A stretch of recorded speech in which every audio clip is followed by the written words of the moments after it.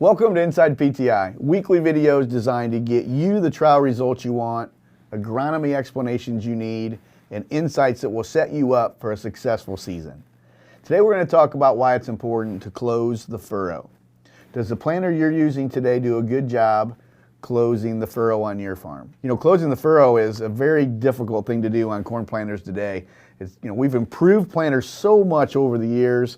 The last part about a planter is really the biggest problem we have going forward today, closing that furrow. Now, when you think about it, what is a closing system on your planter really designed to do? Really, it has two jobs. One job is to remove any air pockets. So once we plant the seed in the trench, we want to be able to remove any air pockets. Air pockets are going to be where the seed is attached to air rather than water. So now if the seed is attached to air, it doesn't have any chance of imbibing water to germinate. We're going to have to get a rainfall to come in and collapse that air pocket to give that seed enough water to germ. Now, the second thing a closing system is designed to do is to lift and fracture the sidewalls that we're creating with our openers on the planter. Okay? So the picture you're looking at on the screen now is a picture of me getting out of the planter tractor, going back to where I planted and evaluating how well I did closing the trench. And a lot of times on the soil surface, it looks like the closing system did a great job. But when I take my pocket knife and I dig a little deeper, sometimes we find an air pocket. And you can see that seed, it has all that open area right next to it. That seed will not germinate because it just doesn't have any water next to the embryo of that seed. So that is what we talk about with an air pocket. One of the issues I have with the closing system is I can't see it working on the planter while I'm running the planter. If you look at this picture right here, we actually are seeing the back end of the planter. It's kind of a side view from the back, but that's me in the planter tractor. I'm the one doing the planting. If I look back, I cannot see my closing systems at all. Even us looking behind the planter off to the side, we know it's a 16-row planter. We can count the rows, but I can barely even see row number one's closing system. I don't even know what it is. I can't even tell from the picture here. So my point is that we don't know how to set these closing systems. We don't know if they're working properly, and we can't even see them working while we're planting. So at the PTI farm, what I do is I like to test various closing systems and compare them to see how they perform in various conditions. This is a situation where we take the typical rubber closing wheels that have been traditionally abundant in the marketplace, and we take one of them off with a plastic or a notch wheel, and we compare that to other systems on the farm. Then we remove the rubber wheels completely. We're putting on two plastic wheels in this picture. These are Yetter poly twisters. We then go to more heavier wheels. This is a Martin dual dimple system. One of these dual dimple wheels weighs 19.2 pounds. So if you put two of them on your planter tail, you've got almost a 40-pound tail. Now you have a heavy tail, and it's important to get that T-handle and that spring in the right position because you've got a real aggressive closing system, much different than the lighter plastic ones we previously showed you. And we look at some different combinations as well with some Yetter cast finger scenarios that, again, can be a little bit more aggressive too, but we pair them up with that old traditional rubber wheel.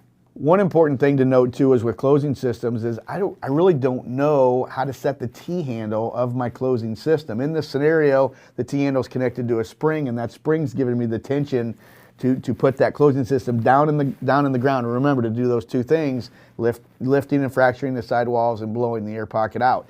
If I'm not aggressive enough with that T-handle, I'm not getting both of those jobs done. And if I don't have enough force, I'm getting into problems, and I'm only going halfway down the furrow, and we're running into real challenges with that. So really there's a notch 0, a 1, 2, 3, 4. That's our settings. But if I have varying conditions in the field, I need to change these notch settings as I plant through the field, and that's the thing that we're not getting done. It is my opinion that some of the closing systems that we're using today in the marketplace can do a good job, but without the sensing and adjusting to the soil variability, we're not getting the job done, again, of blowing that air pocket out and lifting and fracturing sidewalls.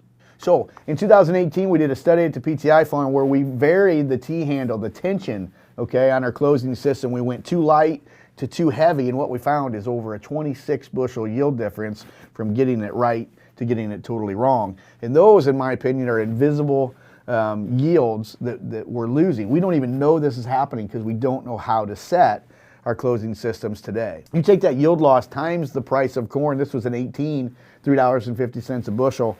And this is staggering to me that we're losing almost $90 an acre by having our closing systems working improperly. And again, I don't think anybody knows this is happening on an acre-to-acre basis.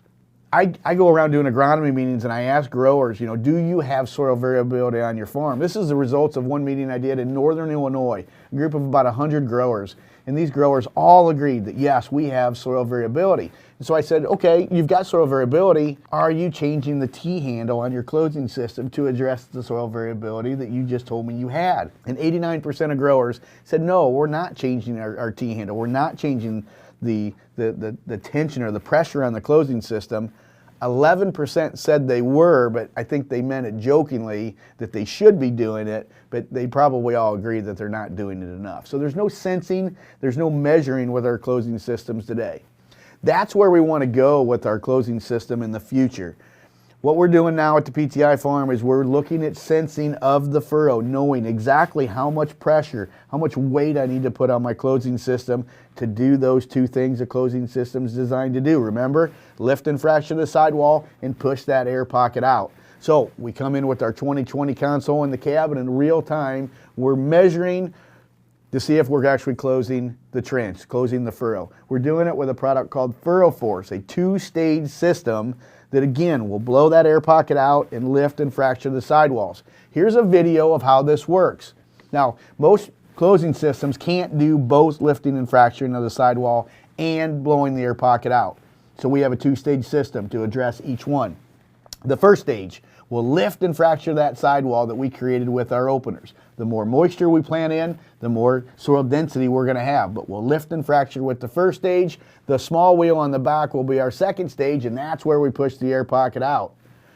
But the important thing to know here is we're measuring. We're putting load pins on the planter. We're measuring if we're losing ground contact, just like we do with our downforce. But here we're doing it with our furrow.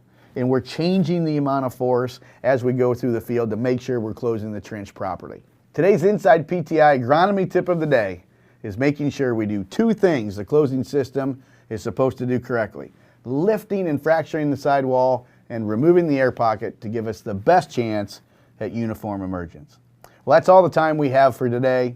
For more information or questions, feel free to reach out to any Precision Planting Premier dealer or email us at InsidePTI@precisionplanting.com. We'll see you on the next episode of InsidePTI. In the meantime, thanks for watching.